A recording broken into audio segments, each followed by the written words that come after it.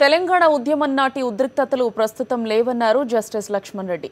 ఏడాది కాలంగా హైదరాబాద్లో అన్ని వర్గాల ప్రజలు ప్రశాంతంగా జీవిస్తున్నారన్నారు.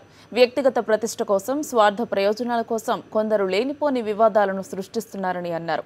వాటిని ప్రజలే అడ్డుకోవాలని పిలుపునిచ్చారు జస్టిస్ లక్ష్మణ్ రెడ్డి.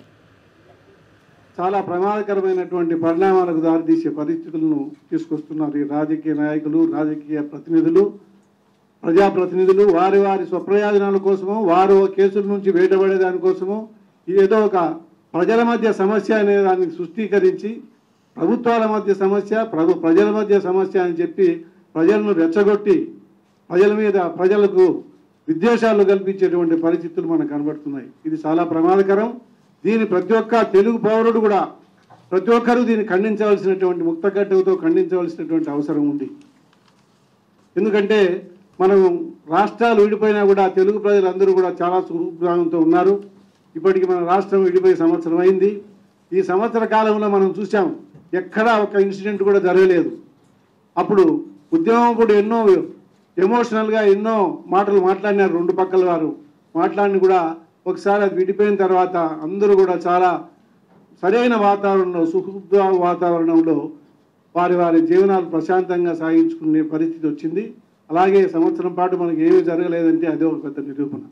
కాబట్టి ఇటువంటి పరిస్థితుల్లో ఇప్పుడు కేవలం రాజకీయ పార్టీల సమస్యలకో, రాజకీయ నాయకుల సమస్యలకో దాన్ని ప్రజలకు ముడిపెట్టి ప్రజల మధ్య విద్వేషాలను రెచ్చగొట్టాలనే ప్రయత్నాలు జరుగుతున్నట్టుగా మనకు తెలుస్తుంది. అటువంటి ప్రయత్నాలను తప్పకుండా అందరూ కూడా, సమాజం అంతా కూడా వ్యతిరేకించవలసినటువంటి అవసరం ఉంది.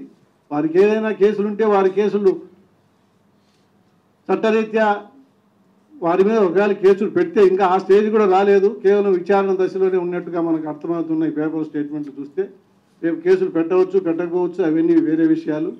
ఏదైనా కానీ ముఖ్యంగా ఇన్వెస్టిగేషన్కి సహకరించి అది దాని లాజికల్ ఎండ్కి తీసుకుని వెళ్తే బాగుంటుంది. అది అందరికీ శ్రేయస్కరం.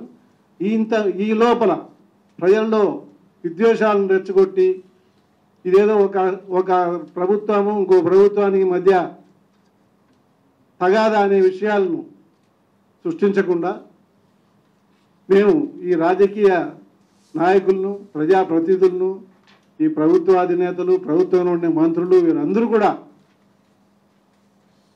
ఇవి గమనించి ప్రజల మధ్య చిచ్చు పెట్టకుండా ఈ సుహృద్భావ వాతావరణాన్ని కంటిన్యూ చేసేట్టు దానికి సహకరించాలని చెప్పి మేము కోరుతున్నాం. ఎందుకంటే ఇంతవరకు హైదరాబాద్లో ఒక్క ఇన్సిడెంట్ కూడా మనకు రిపోర్ట్ కాలేదు.